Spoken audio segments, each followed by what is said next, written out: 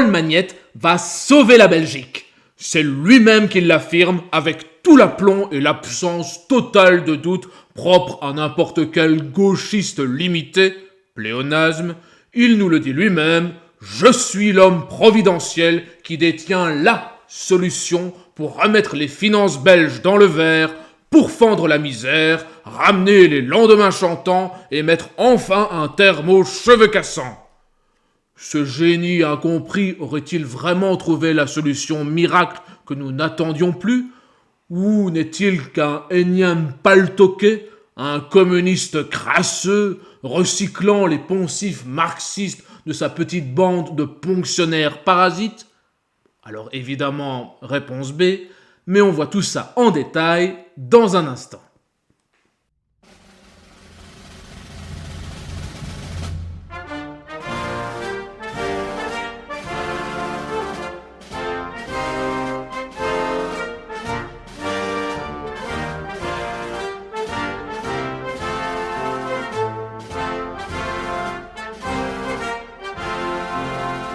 Bon, comme dit en intro, Paul Magnette, président du PS et désormais champion autoproclamé de l'opposition, s'est illustré lors d'une interview en jouant les matamores.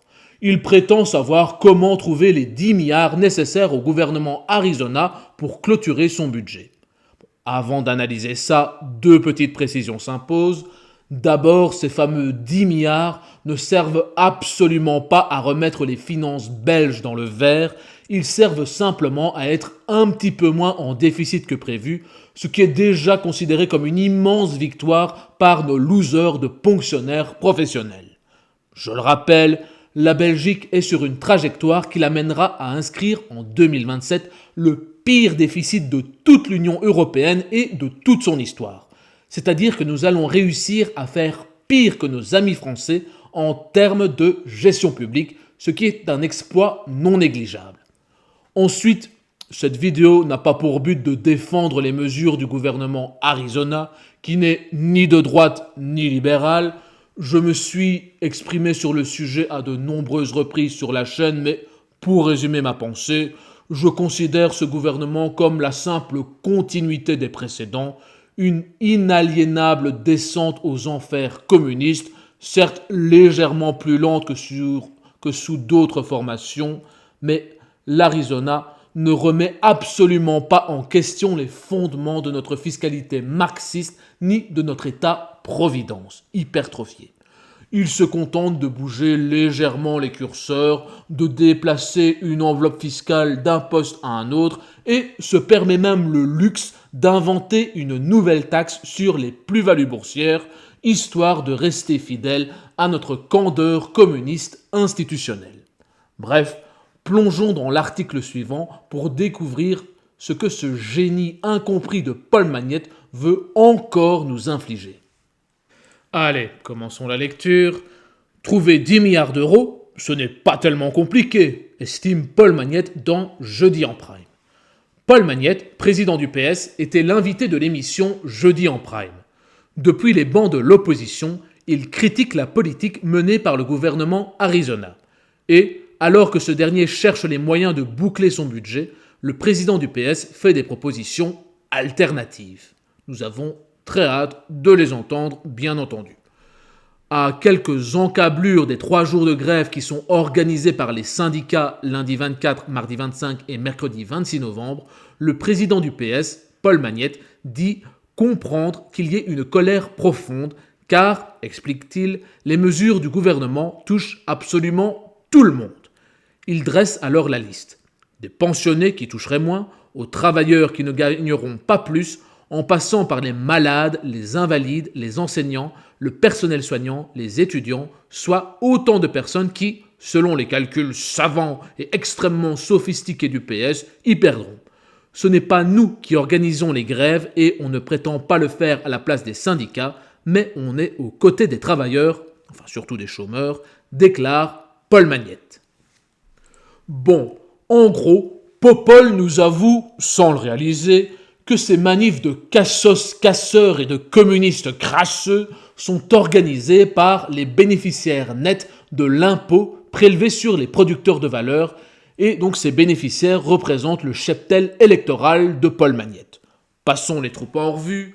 Nous avons les pensionnés et, contrairement à ce que la formulation laisse entendre, les pensionnés d'aujourd'hui vont continuer à toucher la même rente prélevée sur le salaire des actifs sous le plus gros système de pyramide de Ponzi au monde qu'est notre système de retraite par répartition.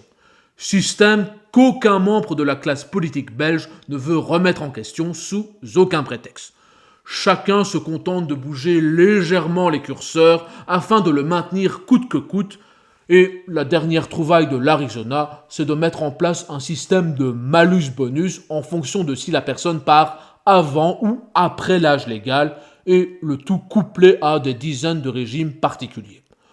Au lieu de jouer à qui peut changer les variables sans déclencher la colère sociale, la solution évidente serait d'enfin traiter les travailleurs comme des adultes responsables et de les laisser cotiser pour eux-mêmes dans un système de retraite par capitalisation. Tout le monde part quand bon lui semble après avoir réellement cotisé pour sa retraite. Deuxième groupe concerné, c'est les travailleurs et concernant ces travailleurs, ni l'Arizona ni Paul Magnette ne souhaitent abaisser la fiscalité qu'ils subissent afin d'entretenir l'État-providence ainsi que les rentes très élevées de nos politiciens. Car cela reviendrait à baisser les dépenses et à faire reculer l'État des domaines qui ne le concernent pas. Concernant les malades et les invalides à vie, Paul Magnette ne supporte pas qu'on remette en question le fait de payer une rente éternelle à plus d'1 Wallon sur 7 qui se déclare comme complètement et absolument inapte à effectuer la moindre tâche et ce, à vie. Il est inconcevable que parmi ces dépressifs imaginaires à vie, ces surfeurs professionnels sur déjection canine, ces survivants de burn-out saisonnier et ces grands blessés qu'on voit pourtant marcher et promener leurs chiens toute la journée, il pourrait éventuellement y avoir quelques fraudeurs. Non, pour Popol, leur rente à vie est un droit naturel et la questionner nous ramène aux heures les plus sombres de notre histoire.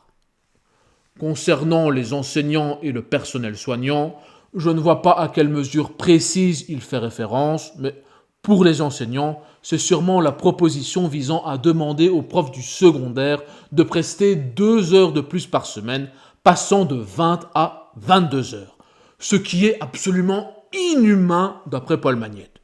Je suis sûr que n'importe quel travailleur du privé qui se tape 40 heures par semaine, ainsi que les indépendants qui en sont à 80, en ont les larmes aux yeux. Le reste des mesures concernent des suppressions de régimes particuliers pour les pensions. Encore une fois, je ne nie pas la pénibilité du métier d'une infirmière ou d'une aide-soignante, mais d'un côté, ces gens sont confrontés à l'inefficacité structurelle de tout ce à quoi touche le public. Il faut le savoir, mais on engage quasi autant de personnel administratif que de personnes voyant réellement un élève ou un malade. Et de l'autre côté, on empêche les gens de cotiser pour eux-mêmes et de partir quand bon leur semble à la retraite. Et concernant les étudiants, Magnette fait référence à l'augmentation du Minerval pour les études supérieures, passant de 800 à 1200 euros pour les étudiants considérés comme non modestes. Outre le fait qu'il y a peut-être de meilleures orientations de vie que les études en sociologie de genre bio-inclusif, il faut se rendre compte que aucun étudiant en Belgique ne paie réellement le prix de ses études. Un étudiant, ça coûte en réalité entre 10 000 et 15 000 euros par an. Et la différence, comme toujours, c'est le producteur de valeur qui la paye. Bref, dans ces manifs de buveurs de Carapils, nous avons des bénéficiaires nets d'impôts qui exigent d'augmenter la pression fiscale sur tous les producteurs de valeur afin d'augmenter leur rente alors qu'aucun contributeur net d'impôts n'a jamais voté pour ça. Allez, continuons notre petite lecture. Le PS veut relever les salaires. Pour le PS, la question des augmentations de salaire est importante. Quelles alternatives les socialistes proposent-ils aux mesures de l'Arizona ? Il faut d'abord qu'ils arrêtent de faire tomber des pluies de nouvelles taxes sur des citoyens de manière directe ou indirecte via le fédéral, via les régions, en imposant aux communes de prendre des nouvelles taxes parce que c'est ça qui aggrave évidemment la situation pour les citoyens, explique Paul Magnette. Il faut ensuite, estime le patron du PS, relever les salaires. Ceux-ci n'ont plus augmenté depuis une dizaine d'années, depuis le gouvernement Michel.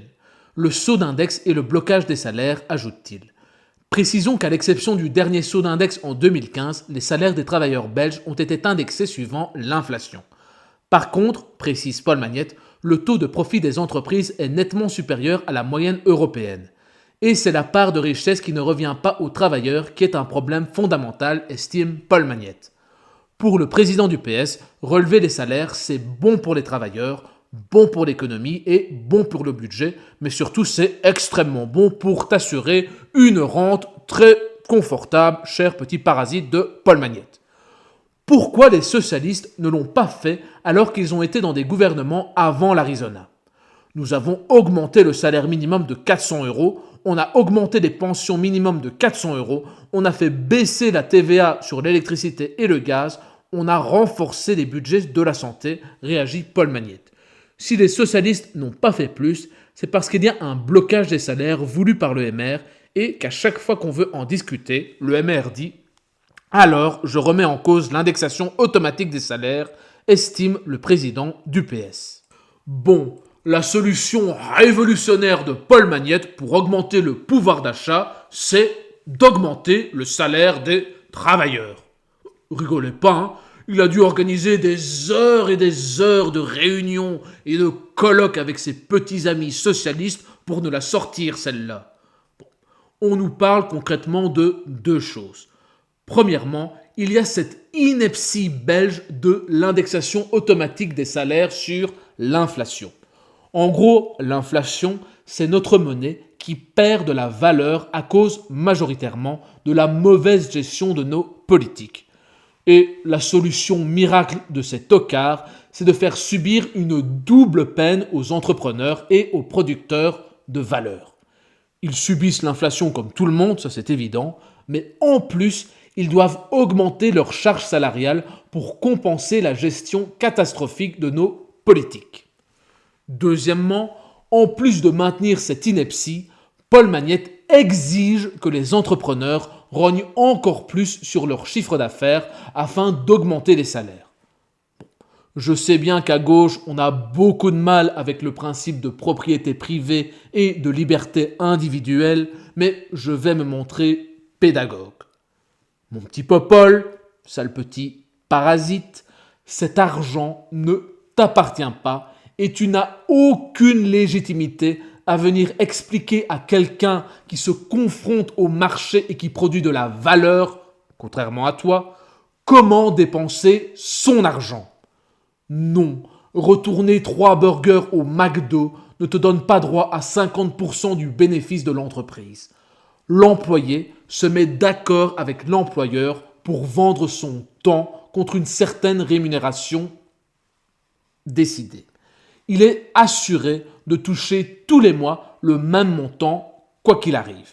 C'est l'entrepreneur qui prend les risques, avance le capital, apporte les idées, met en place la logistique et se confronte au marché et à la montagne d'administratifs à remplir sans aucune garantie de succès. Il est normal que ce soit ce dernier qui empoche les bénéfices. Au lieu de faire perdre encore plus de compétitivité aux entreprises et aux entrepreneurs encore assez fous pour venir s'installer en Belgique, si tu veux augmenter le salaire des travailleurs, c'est extrêmement simple. Tu diminues la fiscalité communiste que tu leur fais subir en diminuant massivement leurs taxes et leurs cotisations.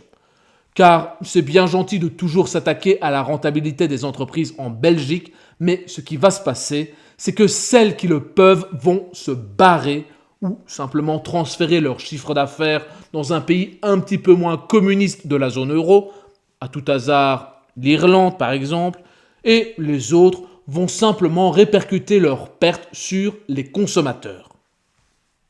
Allez, lisons la suite. S'inspirer du modèle espagnol. Paul Magnette suggère de s'inspirer de l'Espagne, Pays gouverné par des socialistes et qui fait exactement le contraire de ce que fait le gouvernement de Wever, soit relever les basses pensions, relever les salaires, taxer les grandes fortunes et taxer les banques. De telles recettes chez nous ne risqueraient-elles pas de fragiliser les entreprises alors qu'elles doivent se montrer compétitives dans le contexte de guerre commerciale avec la Chine et les États-Unis? Paul Magnette n'est pas de cet avis et prend pour preuve le bénéfice après impôt des entreprises belges. Il est aujourd'hui de 163 milliards, dit-il, chiffre de la Banque nationale à l'appui. Le président du PS reconnaît qu'il y a des entreprises pour lesquelles c'est plus difficile. Mais il suggère d'augmenter les salaires de 1% tous les ans jusqu'à la fin de la législature. Selon lui, cela rapportera une bonne centaine d'euros à l'ensemble des travailleurs. Paul Magnette ajouterait à cela une bonne réforme fiscale pour relever les bas et moyens salaires. Pour lui, cela ne fragiliserait pas les entreprises. Ce qui les fragilise, ce sont les mesures du gouvernement de Wever, réagit Paul Magnette. Sur les 160 milliards de bénéfices des entreprises, je demande qu'on prenne seulement 8% et qu'on laisse 92% du bénéfice aux entreprises, explique le président du PS. Paul Magnette privilégie cette piste plutôt que celle de l'Arizona qui, à l'entendre, font perdre du pouvoir d'achat aux citoyens qui réduiront leurs dépenses. Tout cet argent-là qui ne sera pas dépensé parce que les pensionnés ne vont pas faire des petits travaux chez eux, ne vont pas aller manger au restaurant, ne vont pas faire des petites courses, c'est tout notre commerce local, ce sont les indépendants, ce sont les PME qui sont les premières victimes, assure Paul Magnette. J'adore. À la question « Monsieur Magnette, est-ce que cela ne va pas impacter la compétitivité de nos entreprises d'augmenter massivement leurs charges salariales, sachant que cela va aussi augmenter les charges et cotisations patronales ?» Réponse de Magnette, non, parce que je l'ai décidé. Vous savez, j'entends souvent les gauchistes justifier le chômage à vie et les gabegies comme le CPAS par le fait qu'il n'y aurait pas assez d'emplois en Belgique et que c'est très dur d'en retrouver une fois qu'on l'a perdu. Alors, c'est vrai, mais ces gauchistes oublient de préciser pourquoi. Eh bien, parce que les entrepreneurs préfèrent simplement installer leur business ailleurs plutôt que de se faire ponctionner 80% de ce qu'ils gagnent afin d'entretenir un État communiste et ses ponctionnaires. Ensuite, Paul Magnette nous refait le coup du « Non, mais ces mesures sont bonnes car il faut favoriser la consommation des ménages ». Alors, premièrement, ce n'est pas à toi de décider qui doit dépenser et dans quoi. Et ensuite, à ton avis, dans quoi les ménages vont-ils consommer, petits fonctionnaires marxistes ? Eh bien, ils vont consommer dans des entreprises étrangères, vu que tu as tué l'entrepreneuriat local avec tes taxes et tes normes de merde. Allez, partie suivante. Où trouver 10 milliards ? Si on veut trouver 10 milliards d'euros, ce n'est pas tellement compliqué, estime Paul Magnette. J'ai déposé une loi pour faire contribuer les grandes fortunes, ça rapporte 6 milliards, dit-il.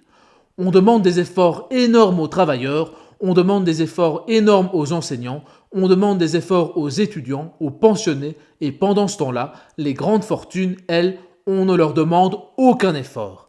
Les multinationales qui font d'énormes bénéfices, on ne leur demande aucun effort, constate Paul Magnette.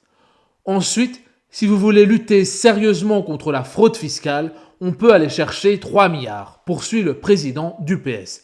Si vous faites contribuer un peu les grandes entreprises, celles qui font de gros bénéfices et qui ont des aides, encore 3 milliards, ajoute-t-il. L'augmentation des salaires, elle, rapporterait aussi quelques milliards selon Paul Magnette, pour qui on ne peut pas demander tous les efforts aux travailleurs et aux pensionnés. Ah, on rentre enfin dans le dur de la dégénérescence gauchiste, le slogan qu'il beugle ad nauseam, « Taxer les riches !» Ah bon, les ultra-riches, soi-disant, ne font aucun effort. Alors, mon petit Popol, les 1% les plus riches sont responsables de plus de 50% des recettes de l'État.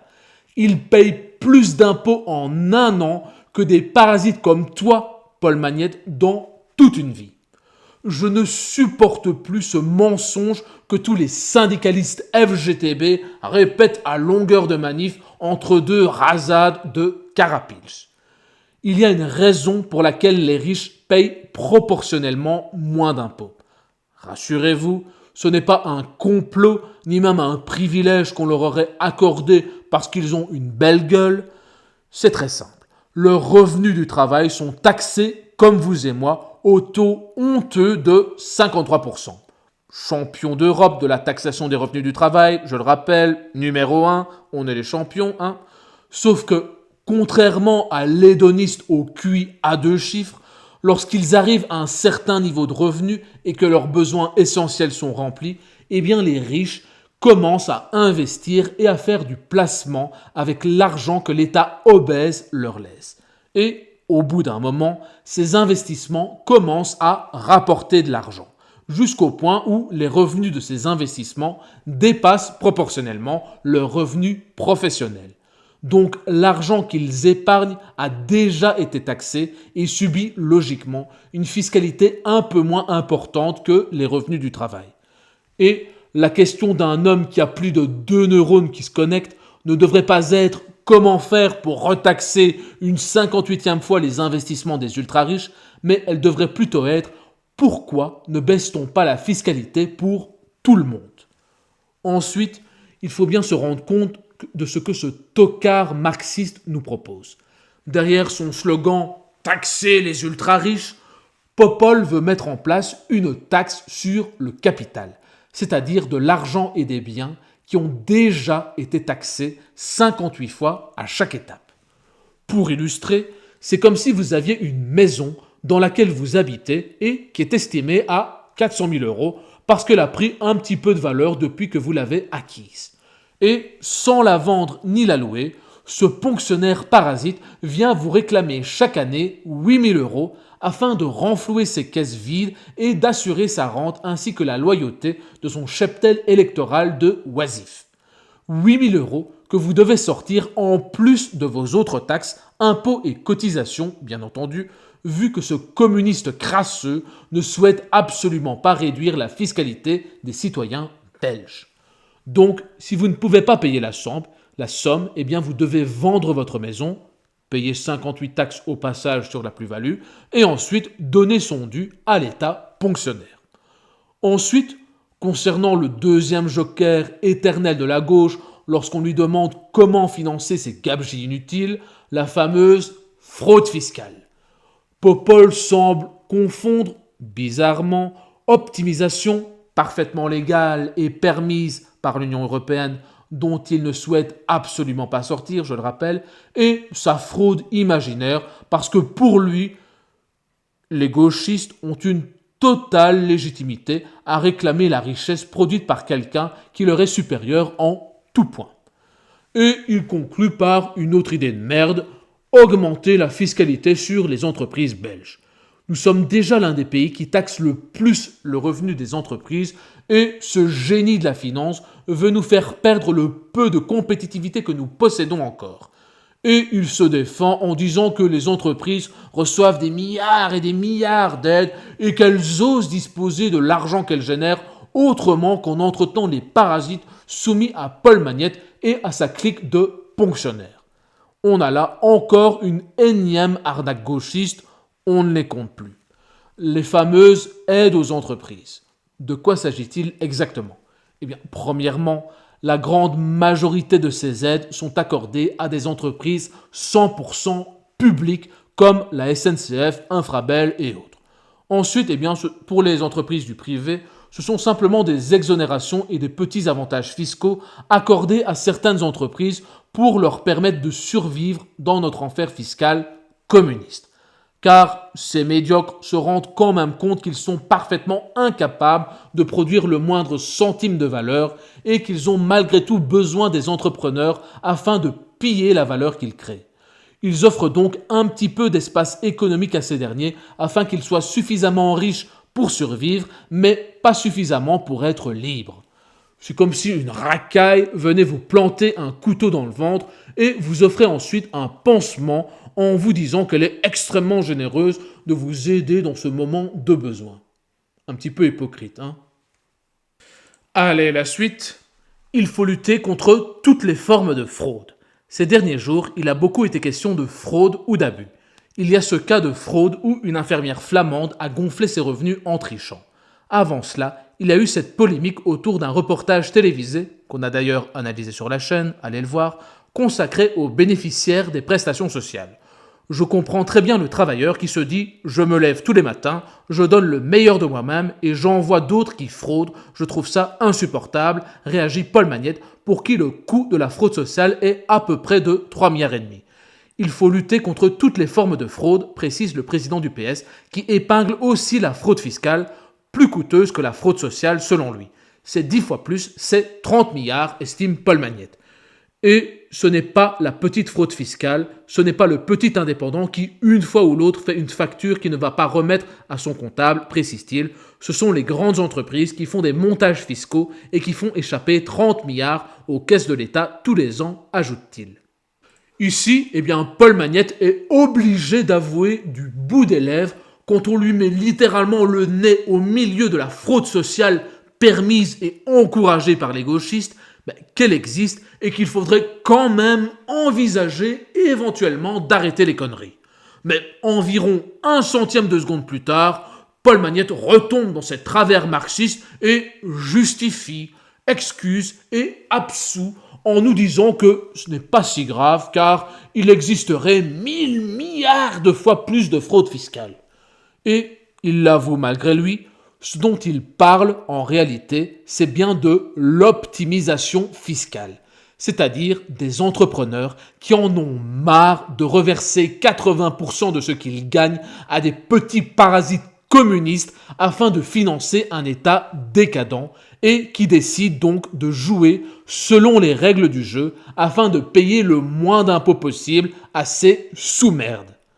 Dans tous les cas, il s'agit de leur argent et les parasites comme Paul Magnette n'ont aucune légitimité à venir leur dire ce qu'ils devraient en faire. Par contre, pour la fraude sociale, il s'agit de notre argent qui nous est volé par un État communiste afin de le distribuer à des parasites qui abusent de notre bonté pour entretenir leur oisiveté. Allez, terminons notre lecture. Le gouvernement de Wever en échec, nous serons prêts à revenir aux responsabilités. Ça, on n'en doute pas. En attendant, le gouvernement de Wever est toujours à la chasse aux milliards.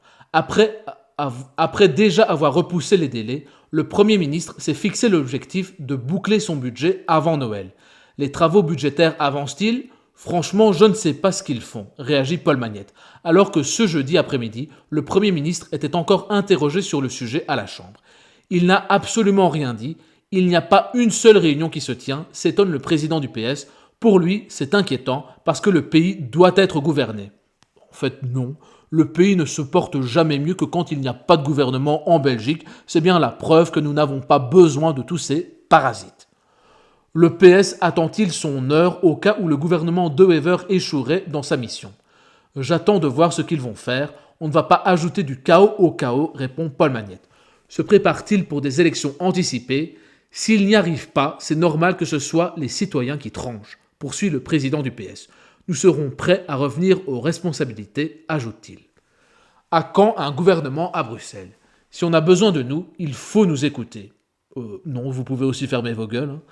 Depuis les élections du 9 juin 2024, la région Bruxelles-Capitale est sans nouveau gouvernement. Le dernier épisode de la saga des négociations pour un accord de majorité a vu le président du MR, Georges-Louis Boucher, endosser le costume de formateur bruxellois. Une réunion s'est encore tenue ce jeudi sans les socialistes. On a simplement dit qu'on attendait un ordre du jour, un programme de travail, des tableaux budgétaires, ce qu'on attend depuis des mois et qui n'avance pas, explique Paul Magnette. J'ai entendu que le formateur lui-même avait reconnu que sa base était déséquilibrée et que donc il fallait faire une nouvelle proposition, ajoute le patron du PS. Le PS retournera-t-il à la table des négociations bruxelloises ? On a toujours accepté toutes les réunions, répond Paul Magnette, qui rappelle qu'en juin 2024, le PS avait pourtant fait le choix de l'opposition. Alors aujourd'hui, le PS est d'accord de discuter, mais pas à n'importe quelles conditions. Évidemment, si on a besoin de nous, il faut aussi nous écouter, précise Paul Magnette, pour qui une des préoccupations des Bruxellois, c'est la crise du logement. Personne n'aura le gouvernement de ses rêves, mais il faut un gouvernement bruxellois d'urgence et il faut qu'il tienne compte des désirs et des attentes légitimes des Bruxellois, conclut Paul Magnette. Bon, le reste n'a pas grand intérêt, c'est juste de la politique politicienne à Bruxelles et au fédéral, on s'en fout. En conclusion, et sans grande surprise, la seule et unique solution de Paul Magnette, comme de n'importe quel marxiste qui prétend faire grâce au monde de sa sagesse et de sa sagacité que personne n'a demandé, c'est d'augmenter la fiscalité de notre pays qui a déjà sombré dans le communisme le plus crasseux. Il veut diminuer la performance des entreprises, piller le capital mis de côté par ceux qui parviennent encore à respirer et s'attaquer à de la fraude imaginaire plutôt que de sanctionner ceux qui abusent de notre argent. Bref, un pitre marxiste, ennemi de la liberté d'entreprendre, qui désire que tout le monde soit dépendant de l'État afin de lui être redevable et docile. La vidéo est terminée, n'hésitez pas à liker, à partager. Abonnez-vous à la chaîne afin de la faire grandir et de propager une parole différente de la bouillie collectiviste qu'on nous sert en permanence sur les médias subventionnés. Et dites-moi en commentaire si Paul Magnette est le Superman qu'on attendait tous ou plutôt le clodo qui vient vous taxer le dernier jeton de caddie au supermarché. Et surtout, d'ici là, n'oubliez pas, la liberté, c'est avant tout un choix.